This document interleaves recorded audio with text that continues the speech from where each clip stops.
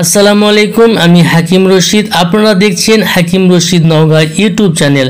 হাত দিয়ে বীর্য ফেলে যারা লিঙ্গ শেষ করছে, চেষ্টা করেও বীর্য বের করতে পারবে না। আজকের ছোট্ট একটি ভিডিওটি এতটাই ইনফরমেশন যুক্ত একটি ভিডিও।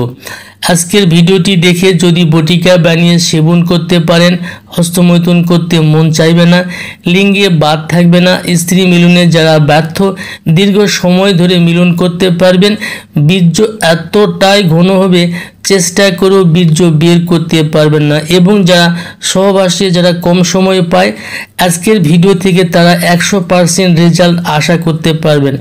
আজকের ভিডিওটি দেখার পর থেকে নিজে আর হাত দিয়ে বীর্য বের করা থেকে বিরত থাকতে পারবেন। হস্তমৈথুনের প্রথম ধাপ কি জানেন? অশ্লীল দৃশ্য, পর্ন পিকচার, মুভি থেকেই সূত্রপাত শুরু হয়। কিছুদিন পর থেকে আসক্ত হয়ে যায়, নেশায় পরিণত হয়ে যায়, শরীর ও মন আস্তে আস্তে দুর্বল হতে থাকে। দ্বিতীয় ধাপ, পর্ন সিনেমা এবং মুভির প্রয়োজন হয় না। প্রত্যেক দিন হস্তমৈথুন না করলে মন মানসিকতা দুর্বল লাগে, অনুভব করে অশান্তি অনুভব করে, ঘুম আসতে চায় না, যে কারণে করতে হয়। তো বন্ধুরা, স্ক্রিনে যে গাছটি দেখছেন, গাছটির নাম ভূতলাঠি। এটি মোটামুটি সব জায়গাতেই কম বেশি পাওয়া যায়, বিশেষ করে রাস্তার পাশে ব্যাপক পরিমাণে পাওয়া যায়। আয়ুর্বেদ শাস্ত্র মতে কিছুদিন হস্তমৈথুন করলে লিঙ্গে এক প্রকার বাত রোগের জন্ম হয়, যার নাম শিরশিরি বাত।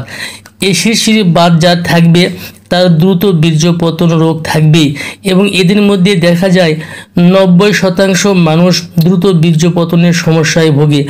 আজকের ভিডিওটি দেখার পরে যদি আপনি ওষুধ তৈরি করে সেবন করতে পারেন, আমি চ্যালেঞ্জ করে বলবো যে আপনার হস্তমৈথুন করতে হবে না, বীর্যটা ঘন হবে এবং দীর্ঘ সময় ধরে যৌনমিলন করতে পারবেন। যেভাবে এই শিকড় থেকে আপনি ওষুধ তৈরি করে নেবেন। তো বন্ধুরা, আমার হাতে দেখতে পাচ্ছেন এই গাছটি।